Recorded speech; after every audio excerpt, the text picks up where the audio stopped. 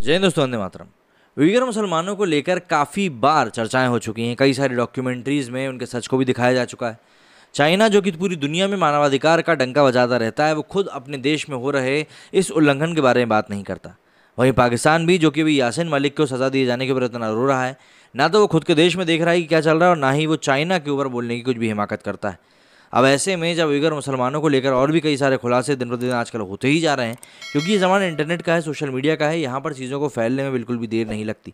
साथ ही बातें दुनिया के एक दूसरे से दूसरे कोने में कितनी जल्दी फैल जाती हैं, इसका अंदाज़ा भी नहीं लगाया जा सकता। तो ऐसे में चीन को इन चीज़ों को छुपाने के लिए खासी मेहनत करनी पड़ रही है और यकीन मानिए कहीं ना कहीं से कोई ना कोई बात लीक ज़रूर हो ही जाती है। चीन के शिनजियांग प्रांत में उइगर मुस्लिमों पर हो रहे लगातार अत्याचार से जुड़े दस्तावेज लीक होने से नया खुलासा हुआ है। इन दस्तावेजों में हज़ारों लोगों की तस्वीरें हैं जिन्हें जबरन कैद कर लिया गया है। वहीं दुनिया ये देखकर हैरान है कि उइगर मुस्लिमों पर किस तरह से हिंसा हो रही है और उन्हें कैसे कैद किया गया है। अल जज़ीरा की रिपोर्ट के अनुसार शिनजियांग में आधिकारिक डेटाबेस को हैक करने वाले एक अज्ञात स्रोत द्वारा चीन पर शोध कर रहे एक शोधकर्ता एड्रियन जेनेस को भेजे गए इन फाइलों को ऑनलाइन अपलोड करने से दुनिया भर की नज़र पड़ी है।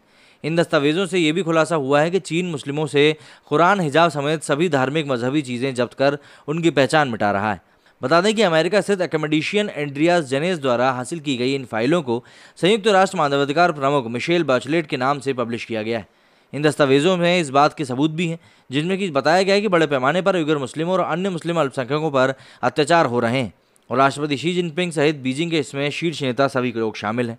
सीधी सी बात है, दस्तावेजों के हवाले से यही पता चल रहा है कि एड्रियन ने खुलासा किया कि चीन ने 10 लाख से ज़्यादा उइगर मुसलमानों और अन्य मुस्लिम अल्पसंख्यकों को डिटेंशन सेंटर, मतलब कि नज़रबंदी केंद्रों और जेलों में कैद करके रखा है। वहीं चीन इसे ट्रेनिंग सेंटर कहता है।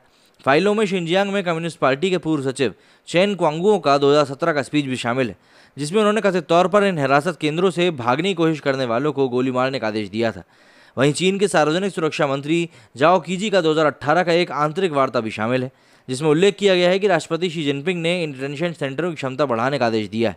जब चीन के इन डिटेंशन सेंटरों की खबर आई तो उसने शुरू से इसका खंडन किया, लेकिन बाद में चीन ने इसके अस्तित्व को स्वीकार किया और दावा किया कि ये वोकेशनल ट्रेनिंग स्कूल हैं जहां धार्मिक कट्टरवाद को रोकने के लिए शिक्षा दी जाती है।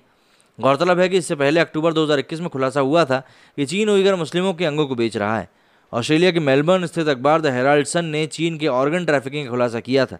रिपोर्ट में बताया गया था कि उइगर मुस्लिमों के स्वस्थ लीवर को चीन करीब $1,60,000 मतलब $1.25 करोड़ में बेच रहा है। अखबार के मुताबिक इन धंधों से चीन को करीब $1 बिलियन की कमाई हो रही है। 2017 से 19 के बीच में 80,000 उइगर मुस्लिमों को देह व्यापार का शिकार बनाया गया था। खास बात यह है कि संयुक्त राष्ट्र मानवाधिकार आयोग UNHRC को भी चीन के इस गोरखधंधे की जानकारी है। उसी साल चीन के शिनजियांग क्षेत्र में आधी रात को गिरफ्तार हुई उइगर महिला हसीयत अहमद को उसके पड़ोस के युवाओं को इस्लामिक शिक्षा देने और कुरान की प्रतियां छिपाने के लिए 14 साल की जेल सुनाई गई थी। ये भी खबर आई थी कि शिनजियांग में मुस्लिम महिलाओं की जबरन नसबंदी कराई जाती है, उन्हें सूअर का मांस खाने और शराब पीने के लिए भी मजबूर किया जाता है। चीन में उइगर मुस्लिमों का होता दमन कई सालों से चर्चा में बना हुआ है। उनकी सांस्कृतिक सभ्यता, मजहबी रिवाज, तौर तरीके, घर की बनावट, साज सजावट का तरीका सब बदला जा रहा है। इसके अलावा डिटेंशन कैंप में महिलाओं के साथ भी बदसलूकी, अबॉर्शन समेत कई अमानवीय चीज़ें की जाती हैं।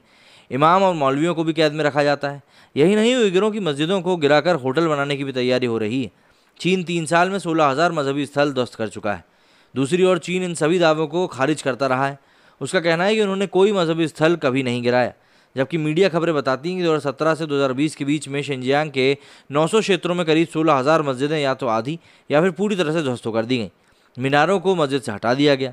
वहीं रॉयटर्स समाचार एजेंसी की माने तो हाल ही में ऐसा हुआ है, जब उनका पत्रकार रमज़ान के माह में उइगर गया तो उसने भी मस्जिदों को या तो पूरा गिरा हुआ या फिर आधा ध्वस्त पाया। फरवरी 2021 की एक रिपोर्ट के मुताबिक उइगर मुस्लिमों के साथ होते अत्याचार की खबरों के बीच ये भी खबर आई थी कि चीन की नज़र अब सान्य क्षेत्र के उत्सुल मुसलमानों पर भी है। इस क्षेत्र में 10,000 से भी कम संख्या में ये समुदाय रहता है, मगर वहाँ चीनी सपने को साकार करने की आड़ में इस समुदाय का अप्रत्यक्ष रूप से हमले उसके ऊपर शुरू हो गए। जानकारी के अनुसार सान्या में अब मुस्लिम घरों व दुकानों के बाहर लिखे मजहबी नारों जैसे कि अल्लाह अकबर को रीटकर्स की मदद से ढका जाता है। हलाल खाने के बोर्ड को भी रेस्तरां आदि से हटाया जा रहा है। इस्लामी स्कूलों को बंद कर दिया गया है और हिजाब पहनने वाली लड़कियों को जेल भेजने की कोशिश की जा रही है। ऑल इन ऑल मतलब चाइना में वो सब कुछ हो रहा है जो कि दुनिया नहीं देखना चाहती या फिर देखना नहीं चाहती, लेकिन क्योंकि वो सब चीज़ें चाइना में हो रही हैं इसलिए कोई कुछ खुल के बोलता नहीं है और फिर सबूत मांगता रहता है। मेरे वीडियो में फिलहाल इतना ही। जय हिंद, जय भारत।